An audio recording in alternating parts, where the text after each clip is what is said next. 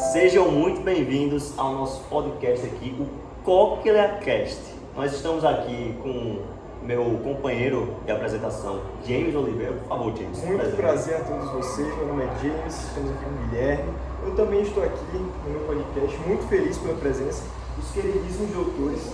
Temos o doutor Guilherme, que vai estar falando hoje aí justamente da função do órgão de corte, que é um dos órgãos presentes ali dentro da orelha interna. Ele vai aprofundar um pouco mais no assunto. Temos aqui o doutor João Rafael, que ele vai estar justamente falando da transmissão de ondas sonoras ali na cóclea. Temos o nosso doutor, o grandiosíssimo Edivaldo Lessa, que vai estar falando dessa via auditiva, né, propriamente dita. O doutor Gabriel Braz, que vai estar falando aí da frequência sonora, né, da amplificação do som, das vibrações, enfim. E também, James, o grandiosíssimo de todos, o grande neurootorrinolaringologista, Dr. Paiva, que vai estar explicando ali a relação do córtex com a audição, como é que funciona a determinação, de onde é que o som está vindo, como é que ele vai. Ele vai estar fazendo esse aprofundamento nesse assunto. Perfeito. Grande especialista, grande especialista. Exatamente. Produzir um pouquinho, né, James, esse assunto, porque a gente também conhece um pouquinho, Eu né? conheço, não sou nenhum especialista. Eu não sou que nem os grandes aqui, mas... os grandes autores, mas eu vou tentar. Aqui a gente tem uma representação anatômica da nossa orelha. Orelha, não ouvido, tá? Orelha. Dentro dessa orelha eu vou tentar falar um pouquinho para vocês como é que ocorre a propagação desse som. O som, como vocês devem saber, ele se propaga por meio de ondas mecânicas, que tem que se transmitir através de um meio, que nesse caso seria o ar, certo? O ar, com a onda sonora, entraria dentro do nosso meato acústico externo, que é esse tubo que está passando por aqui, entraria em contato com essa fina membrana, que é a nossa membrana timpânica, que ela está ligada a um dos três ossículos de audição, que é justamente o martelo. Ela está ligada ao cabo do martelo, certo? A onda sonora batendo nessa membrana vai gerar uma vibração. Essa vibração na membrana vai gerar uma vibração no martelo, que vai gerar na bigorna, que vai ser transmitida para o estribo. E o estribo, o terceiro ossículo da audição e também o menor de todos, está ligado à janela oval, que está presente ali entre o vestíbulo e a cóclea, mais ou menos. E essa membrana vai vibrar, fazendo um deslocamento da perilinfa, que é um líquido que a gente tem dentro da orelha interna, que é justamente quem vai fazer essa transmissão propriamente dita, que os doutores vão falar um pouquinho melhor, certo? E é muito interessante uma curiosidade sobre isso, que vocês devem pensar, como é que o som, que é uma ondinha, consegue gerar uma resposta tão forte dentro do nosso cérebro, dentro do nosso corpo. Isso ocorre porque, se vocês conseguirem ver, a nossa membrana é cerca de 17 vezes maior do que a janela oval. Essa amplificação, essa diferença de tamanhos, gera um aumento de cerca de 22 vezes na força que isso é gerado.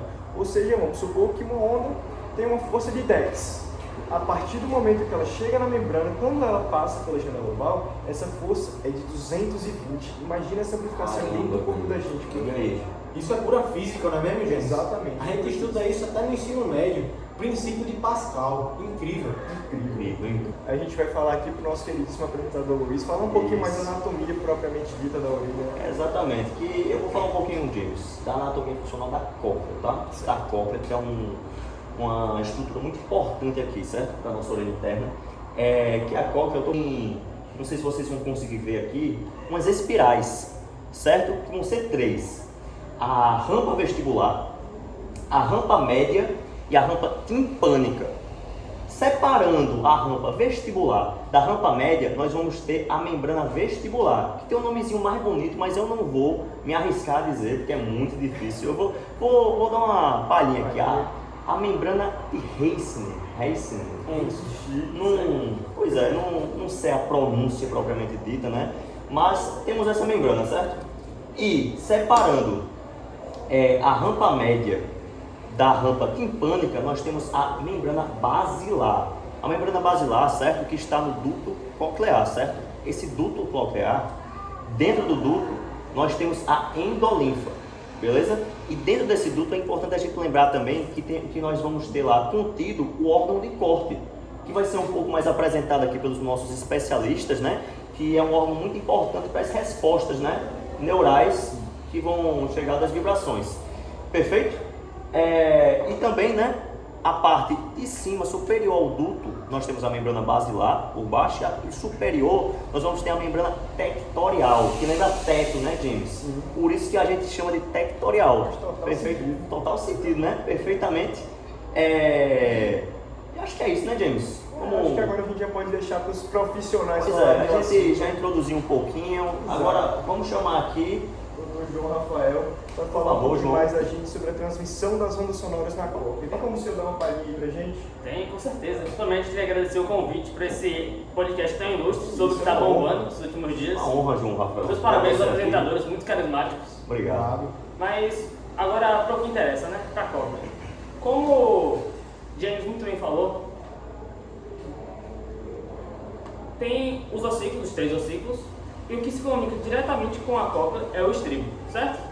Também juntando com a fala de Luiz, a gente consegue perceber dentro da cóclea 3 camadas: a rampa vestibular, a rampa média e a rampa timpânica. A rampa vestibular, justamente, que se comunica com o vestíbulo e é onde o estribo faz a transmissão dos impulsos. Essa transmissão do impulso, ela vai transmitir a pressão do vestíbulo. Ele bate como se fosse um martelo, o martelo transmite a bigorna para o vestíbulo passa para o líquido, a perilinfa e a endolífica que estão dentro da cóclea, certo? Essa transmissão do vestíbulo vai por dentro da cóclea e ela gera o impulso sonoro. Por quê? Porque a cóclea ela tem uma membrana basilar, que essa membrana tem as fibras, e nessas fibras tem o órgão de corte, que é onde vai fazer a transdução do impulso. Essas fibras, elas funcionam como se fosse um pente, os dentes de um pente, certo? Então, nesse sentido, a transmissão da impressão, ela vai, pega no finalzinho da membrana basilar e estica ela, porque as fibras são fibras elásticas. O esticamento dessas fibras elásticas fazem com que transmita o impulso em formato de onda. A gente pode ver que esses dentes, diferente de um pente, que são todos iguais, eles se diferenciam ao longo da cóclea, que é por isso que podemos sentir vibrações diferentes, que são os tons agudos, altos, e os tons graves, que são tons com frequência menor. Por que isso acontece?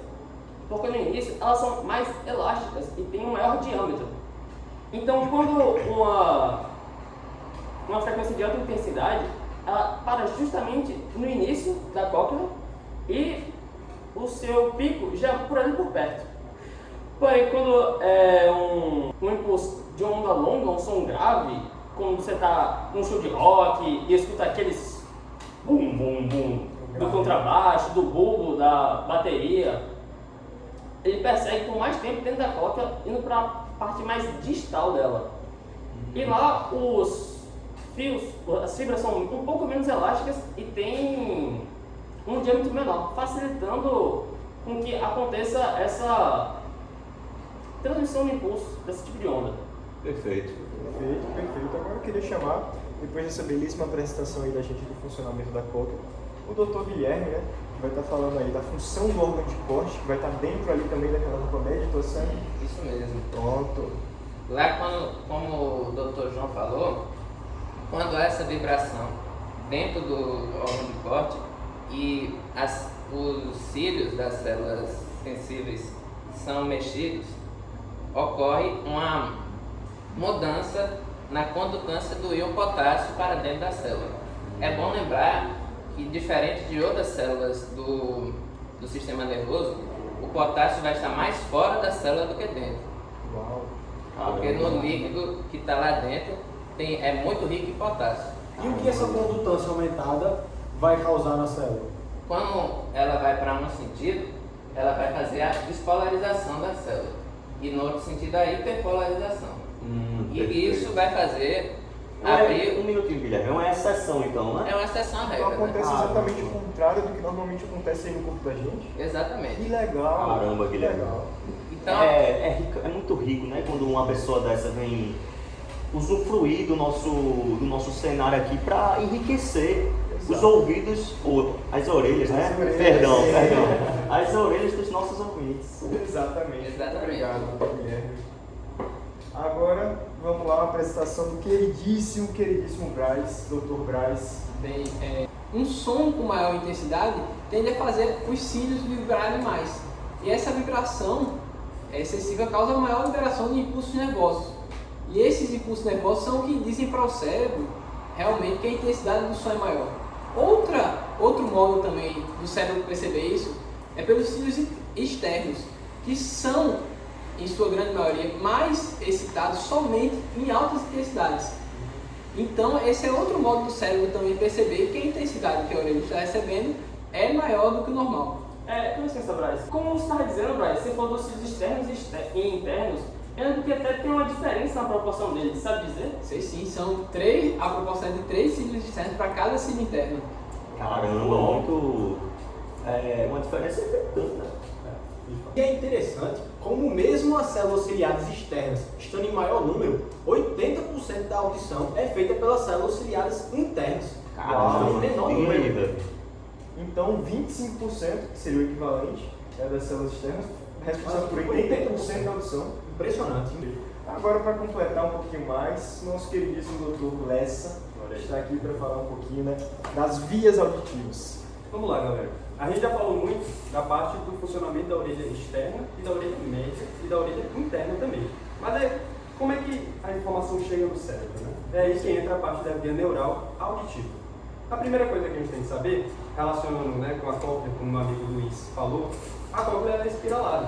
E sai um gânglio que recebe o mesmo nome, o gânglio espiral, que forma o nervo coclear, né, que entra em conjunto com o vestibular, formando o nervo vestíbulo coclear, que é o 8º nervo craniano.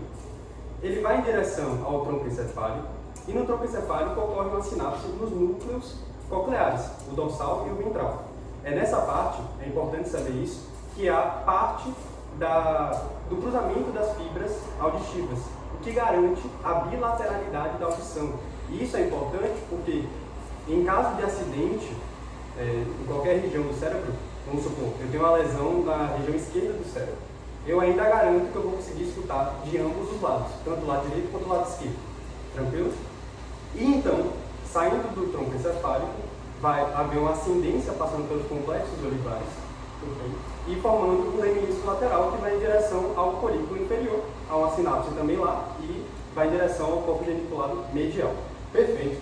Justamente desse corpo geniculado medial é de onde vão sair as radiações auditivas. O que chama radiações? Radiações é um conjunto de fibras axonais que vão do diencéfalo, que é justamente o corpo geniculado medial, para o córtex cerebral, o córtex auditivo primário especificamente, que fica no giro transverso anterior do lobo temporal. E é nesse giro, nesse córtex auditivo primário, em que vai haver uma tonoscopia da qualidade do som. Como assim? Calma aí, doutor, calma aí. Vamos ser um pouquinho menos formal aqui nessa parte, que eu sei que o senhor tem todo esse conhecimento para transmitir. Mas vamos lá, só tentando traduzir um pouquinho. Esse córtex transverso que você falou, ele é a parte lateral do cérebro. Estou errado? Sim, perfeito. Fica mais ou menos nessa parte lateral do nosso encéfalo. Obrigado. Certo? Agora, nesse córtex auditivo primário, vai haver uma tonoscopia. O que é essa palavra? Tonoscopia significa que cada região desse córtex vai estar sendo responsável por uma faixa de frequência específica. Caramba, Específica. Porque na cóclea, no nosso ouvido interno, a gente consegue capturar uma vasta gama de frequências. Entretanto, durante a via auditiva, mais especificamente no complexo olivar, vai haver uma focalização das faixas sonoras. Como assim? Por meio de uma inibição lateral. Essa inibição lateral vai fazer com que, por exemplo, você teve um som na frequência de 10. O seu complexo olivar, principalmente, vai fazer uma inibição das frequências acima e das frequências abaixo de 10. Para focalizar, né? Perfeitamente, para Entendi. focalizar. Como é que eu posso dizer? Quando você está no metrô, por exemplo, e você quer escutar uma conversa, é para excluir os ruídos externos, então? Exatamente. Entendi. Exatamente. Caramba. Isso acontece porque o nosso córtex, não do córtex auditivo primário, que seria respectivo para a área 41 e 42 de Brodmann, mas o nosso córtex auditivo secundário, que seria respectivo para a área 22 de Brodmann, tem outro nome, que é o córtex da área de Wernicke. Sim, é isso Ah, é mesmo. Wernicke, pô. Conhecidíssima. Exatamente. Ele vai ter fibras recíprocas com a cóclea, responsáveis para fazer a gente conseguir escolher, entre aspas, o som que a gente vai estar escutando de forma melhor. Perfeito? O corpo humano é perfeito. Perfeito. No nosso córtex também, a gente vai ter os mecanismos principais de diferenciação da localização do som. Isso acontece por dois fatores principalmente. Diferença da intensidade e a diferença no tempo entre o som de uma orelha e o som de outra orelha. Perfeito? Se no caso, o tempo que demora para chegar nessa orelha ser diferente dessa, isso nos ajuda a localizar de onde está vindo a fonte. Exatamente, isso acontece especificamente no núcleo olivar superior. Sim, perfeito, entendi. E fazendo uma conexão que o Edivaldo falou, sim, se a gente tiver uma lesão do lado direito do nosso córtex, a gente ainda assim vai escutar com as duas orelhas. Entretanto, a gente não vai mais conseguir saber de que direção o som veio. Caramba, velho. Então é importante o núcleo olivar superior. Então ele vai ser importante para a localização da direção do som. Perfeito. Aproveitando esse gancho aqui que a gente já falou um pouquinho de perda de audição, eu acho que a gente poderia entrar um pouquinho nessa parte eu sei que a gente está correndo um pouquinho todo o tempo aqui, por causa dos tempos do são preciosos, mas adentrar um pouquinho na parte dos problemas auditivos. Eu falei um pouquinho da parte dos ossículos de audição, tentei me mostrar um pouquinho aqui para vocês. Do lado e eu desses sei aqui, também, né? eu sei também que nesses ossículos tem dois músculos responsáveis pela proteção do nosso ouvido, né? Perdão, da nossa orelha. Orelha, isso aí. Que vão ser importantes para atenuar, né? Exato, Na verdade. atenuar frequências sonoras muito altas. Isso. E o músculo estapédio vai estar fazendo esse deslocamento de ângulo na cabeça do estribo, justamente para impedir essa ritmicidade de forma tão intensa. Enquanto o tensor do tímpano vai estar fazendo justamente essa tensão no martelo. Sim, mas alguma das duas vocês acham interessante, que possam comentar aqui na especialidade de vocês? Eu estava comentando sobre a via, né? A questão do vestíbulo coclear. Existe uma doença, uma condição que você tem um inchaço desse nervo, formando um neuroma acústico. E isso pode, dependendo do grau do inchaço, levar a lesões. E aí você tem lesões auditivas, e existe também outra região no encéfalo que é importante, que é o ângulo ponto cerebelar, que lá tem funções vitais além da audição. Lá passa artérias importantes, veias importantes e outros nervos como o trigêmeo. E se você tiver algum tumor desenvolvido naquela região, também vai ser, além de ter uma lesão auditiva, vai ser prejudicial para as condições vitais do funcionamento do encéfalo. Perfeitamente, né, doutor? Então acho que é isso, né, James? Acho que é isso. Eu agradecer primeiramente a audiência que veio prestigiar a gente. Os nossos telespectadores. Um abraço especial para a nossa queridíssima doutora, professora Rita. Muito obrigado, Rita, pela audiência aí. Nós queremos desejar um abraço caloroso na senhora, certo? Muito obrigado por estar assistindo a gente. E agradecer aqui agora, né? Aos doutores, queridíssimos doutores que vieram prestigiar a gente também com a presença desse, um conhecimento que é tão importante. Isso. E acaba de ser um assunto que não é tão conversado assim na comunidade acadêmica, Pois é. mas que eu acho que é muito importante. Muito importante isso. Da evidência, né? Muito obrigado mais uma vez, doutores. E Até o próximo vídeo. no PokerCast. Abraço!